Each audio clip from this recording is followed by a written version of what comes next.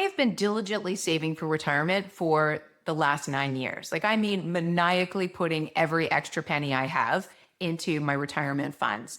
And prior to that, I was also saving for retirement, but the maniacal part really happened 9 years ago when I heard the interview between Tim Ferriss and Mr. Money Mustache. I will link it below. It was a life altering podcast for me because never before had I heard of the early retirement movement, which was something that sounded so delicious to me because at that point I was miserable in my career. I had left a job that I didn't love, but I liked to go work somewhere for more money and a higher role. And it was the worst decision I'd ever made because I was working for a crazy person. And that job lasted 3 months, but it was the worst 3 months of my life. But I'm grateful for it in retrospect because it really made that idea of early retirement like palpable for me. I was so excited for it. And one thing you have to know about me is that I didn't always have good money habits. When I was younger, when I first got out of high school, I was working as a bartender and making next to nothing. And I was terrible with money. I got a car that I couldn't make the payments on. I put a TV on 60 months of payments and defaulted on that. Like, my credit rating was a mess when I was very young. And when I finally got myself out of that credit disaster, I realized just how heavy and uncomfortable holding debt was. And I'm glad that I learned that lesson so young. It was such an uncomfortable feeling to have all of that debt.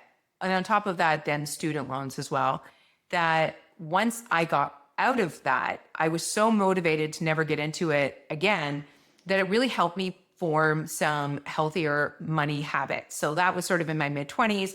And I had some pretty good earning years between that and the age of 47 when I listened to the podcast and then became like next level saver in order to hit my early retirement goals. And I always imagined that once I hit my early retirement number and finally said, okay, that's it, I'm packing in my career, that everything would be wonderful on the other side of that decision. Like, that day I would wake up and my life would feel so different. And while it has been a good experience to get to that number and feel the weight of, all of that responsibility just sort of lift off me, it hasn't come without its extreme challenges, which I shared in the last video I posted, which is the 5 things I wish I knew about early retirement before I actually retired. And I will link that up here. You can go watch it next. But one of the things that I shared in that video really struck a chord for a lot of you who are approaching retirement and also a lot of you who are in retirement now. And that is the idea of money anxiety. And I didn't realize how much of a role that was going to play in all of this until now. I always knew that I was anxious about money because I felt the emotional weight of being in debt. And I also then knew what it was like to not be in debt. So I understood how money and emotions worked in my body, but I didn't realize that there would be so much anxiety at the point where I actually had my enough number. And one of the main reasons I struggle with money anxiety now is, of course, am I going to have enough? You always worry, like, when are you going to get to the point of enough? And then when you get there, you don't magically like let go of all your anxieties. Your anxiety then goes forward to, will I always have enough? And while I know that that's something I need to work through, that's not actually the money anxiety I want to talk about today. The money anxiety that I thought was most shocking and had never occurred to me in all of my diligent 9 years of saving for early retirement is the anxiety around shifting from being a lifelong saver to a lifelong spender. Now, I don't necessarily consider myself a lifelong saver. I was doing the bare minimum to save for retirement up until I heard that podcast. And then I kind of went like completely obsessive with it. So I wouldn't call myself a lifelong saver, but I was like a very intense saver for a 9-year period. I wasn't cheap. I was frugal about things that weren't that important to me. And the things that were important to me, I did spend adequate amount of money on, but I was also earning money. So this idea of switching from saver to spender hadn't really occurred to me yet. And it wasn't until I got to this point of retirement where I'm still earning some money from my business, but that's starting to slow down. And I'm in this place where I'm looking at my nest egg as my primary income for the rest of my life. And the biggest like anxiety, if you will, around that is the fact that this nest egg is something that I am not only no longer adding to, but it's also now something I have to learn how to take from. So it's really an identity shift of moving from someone who is a spender in their working years, spending on, necessities and things that you work hard for, to someone who is no longer bringing in an income and is now solely just a spender. And the idea of that never occurred to me, number one. It never occurred to me, number two, that there was an entire identity shift around it.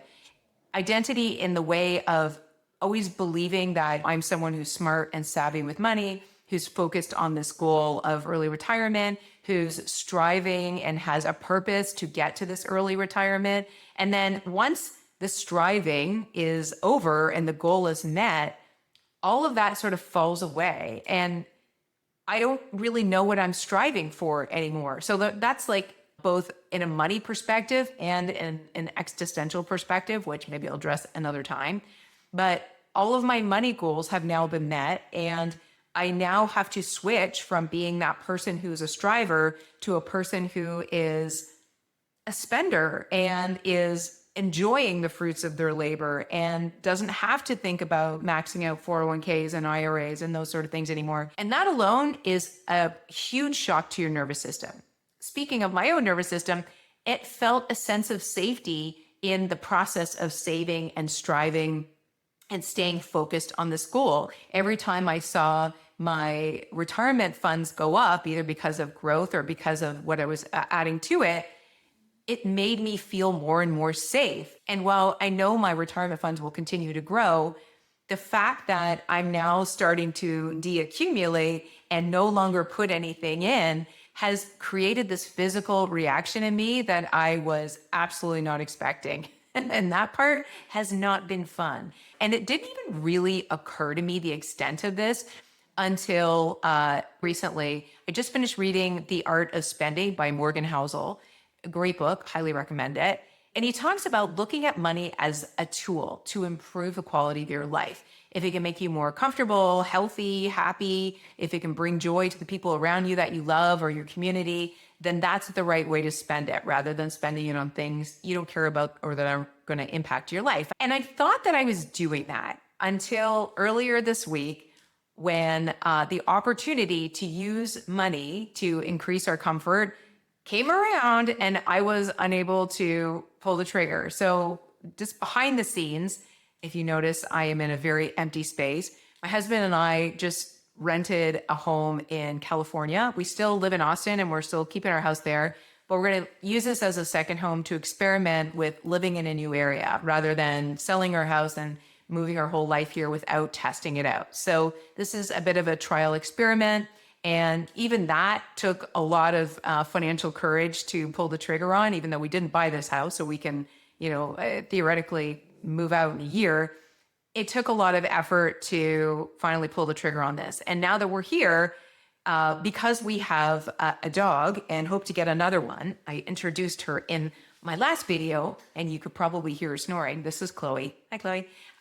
And she is just a squinch too big to put in a little carry-on bag and go on a regular plane. But there is an airline called JSX where you can buy an extra seat for your dog and they just sit on the floor in front of that extra seat. It's like a semi-private thing. It's not like ridiculously expensive. It's like $1,100 for a seat. So that would be $2,200 for both of us.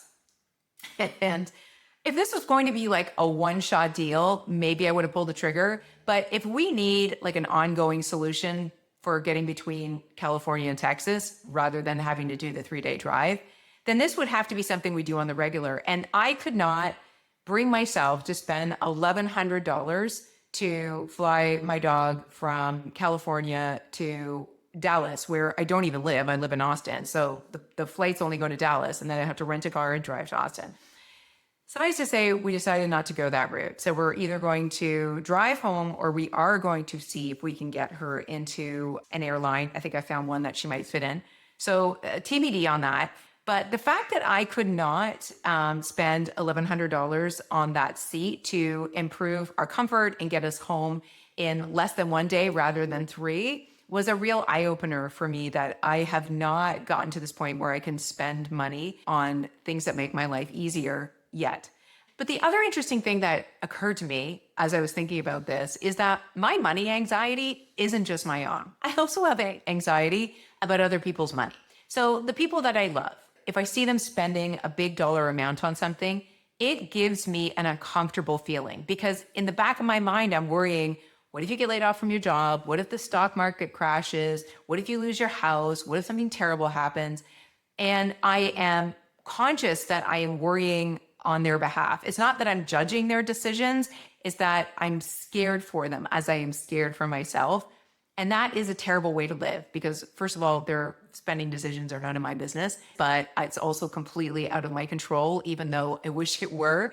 Don't tell them I said that. But that is the extent of my money anxiety and how debilitating it has become. And I'm sure I am not the only person who has realized how difficult it is to go from that saving mentality and the striving mentality towards the goal to actually hitting it and realizing, holy crap, I need to become an entirely different person at this stage of my life, and nobody told me. And that is why I'm recording this video today, so that someone has told you, you got to think about this. And in retrospect, what I think would have been a smarter move for me as someone who is highly anxious around money is to make the shift a lot slower and more gradual. So I maxed out my 401k until I could no longer, right? Until the point where I'm retired and I'm not going to be adding to 401ks at all.